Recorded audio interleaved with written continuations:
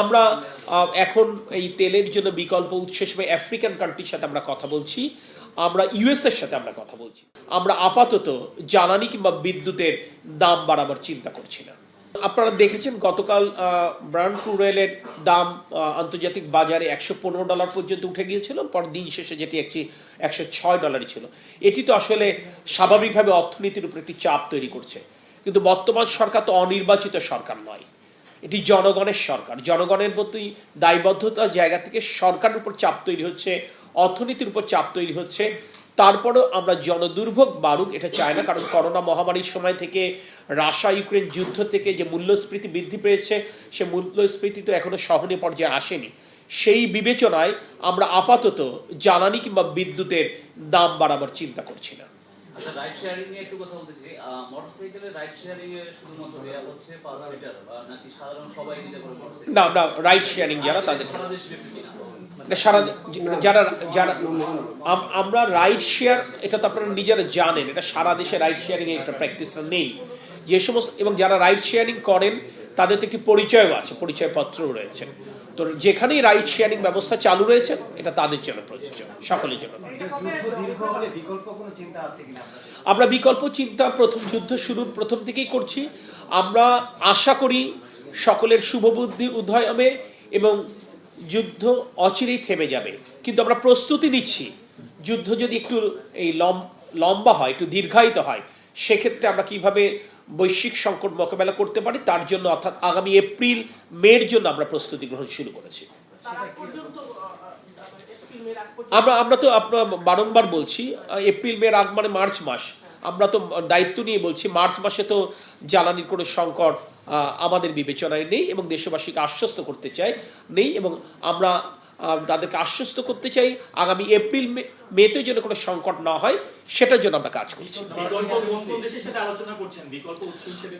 আপনারা জানেন আমরা তো মূলত ক্রুড অয়েল আমরা মধ্যপ্রাচ্য থেকে নিয়ে আসি, সেখানে হরমুজ প্রণালীর সংকটের কারণে একটি সংকট তৈরি হয়েছে। কিন্তু আমরা রিফাইন্ড অয়েল তো আমরা আসলে আমরা ইস্টার্ন কান্ট্রি থেকে নেই, এটা তো আপনারা নিজেরা বারংবার জানেন। আমরা মালয়েশিয়া থেকে নেই, সিঙ্গাপুর থেকে নেই, ইন্দোনেশিয়া থেকে নেই।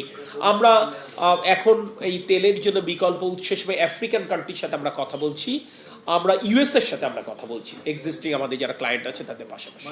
আপনি তো শুরু থেকে বলেছেন, আপনার মন্ত্রণালয় থেকে আজকেও বলছেন যে তেলের সংকট যেহেতু নেই, তাহলে সিলিং করে কেন দেওয়া হচ্ছে? সিলিং করে দিয়েছি, সিলিং করে এই কারণে দিয়েছি, গাড়িতে কতটুকু তেল নিবে অতি ইচ্ছা করলে বেশি নিতে পারবে, তার ট্যাঙ্কি কতটুকু নিতে পারবে মোটরসাইকেল বা প্রাইভেট কার, তার সিলিং মানে একটা নির্দিষ্ট পরিমাণ আছে 60 লিটার বা 40 লিটার, সে রিজার্ভ করে বাসায় রাখার সুযোগ নেই। তাহলে কেন সিলিংটা? তাহলে না, সিলিং কেন করে দিয়েছে এটা তো খুব স্পষ্ট। আমরা তো বারংবার বলেছি, এটা শুধু আমরা বলেছি তা না, আপনারা যারা অনুসন্ধানী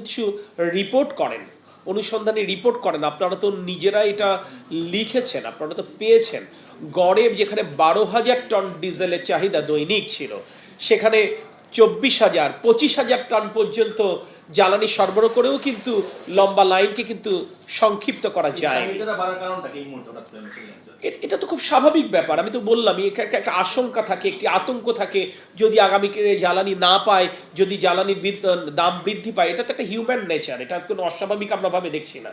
কিন্তু যেহেতু এটা তো অঙ্কের ব্যাপার, আপনি আপনার চাহিদা দ্বিগুণ এবং 3 গুণ পর্যন্ত সরবরাহ করবার পরে যখন লম্বা লাইন, তখন আপনি এই যে প্যানিক বাইং, আপনি বিবেচনায় নিয়েই সরকারের একটি নির্দিষ্ট মজুদ আছে এবং চাহিদা বিবেচনায় নিয়েই আমাদের সাপ্লাই চেইন আমরা কাজ করি। তো স্বাভাবিকভাবে আমাদেরকে তো ভবিষ্যতের কথা চিন্তা করতে হবে, ভবিষ্যতের কথা চিন্তা করেই আমরা রেশনালি চিন্তা করেছি। এটা তো বেরিয়ে আসছে যে কেউ তো অসাধু পন্থায় সহজে অর্থ আয় করবার জন্য তারা সংরক্ষণ করছে, 10,000 লিটার 5,000 লিটার এগুলো উত্তোলন হচ্ছে। তো সেগুলো ডিসকারেজ করবার জন্য তো আমরা এটা করছি, বাট যার প্রয়োজন এটা তারা পাচ্ছেন। মাননীয় প্রতিমন্ত্রী, আমাদের তো এলএনজিটা পুরাই মধ্যপ্রাচ্যের থেকে ডিপেন্ডেন্ট, ঠিক না?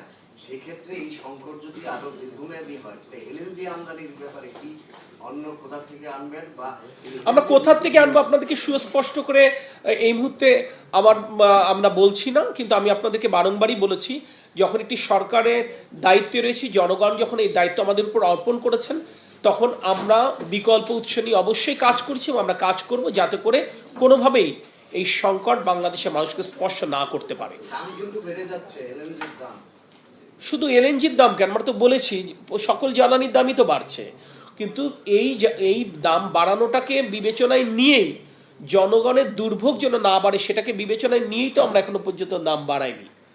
যেগুলো আসছে এগুলো ক্রুড অয়েল আসছে আমাদের যে 30,000 কতদিন কতদিন আপনারা এটা সাস্টেইন করতে পারবেন যে দাম না বাড়িয়ে? আমরা যতটুকু সম্ভব চেষ্টা করে যাব, যতক্ষণ পর্যন্ত এর দাম না বাড়ানো যায় ততক্ষণ পর্যন্ত চেষ্টা করব। যখন একান্ত উপায়হীন সেটা আপনারাও বুঝবেন, দেশবাসীও বুঝবে, আমরা আপনাদের সাথে সেটা শেয়ার করব। ধন্যবাদ। জ্বালানির মজুদ বাড়ানোর ব্যাপারে জ্বালানির মজুদ বাড়াবার ব্যাপারে আমরা কাজ করছি, কারণ এখানে আমাদের বিভিন্ন সরকারি দপ্তরের নিজস্ব মজুদ ক্যাপাসিটি রয়েছে, আমরা তাদের সাথে কথা বলছি যাতে করে তাদের এই সমস্ত স্টোরেজ ক্যাপাসিটিগুলো আমরা ব্যবহার করতে পারি।